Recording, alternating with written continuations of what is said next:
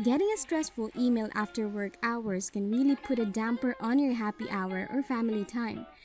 Activate Gmail's Snooze feature when you need a break from your inbox, and emails will reappear at your chosen time.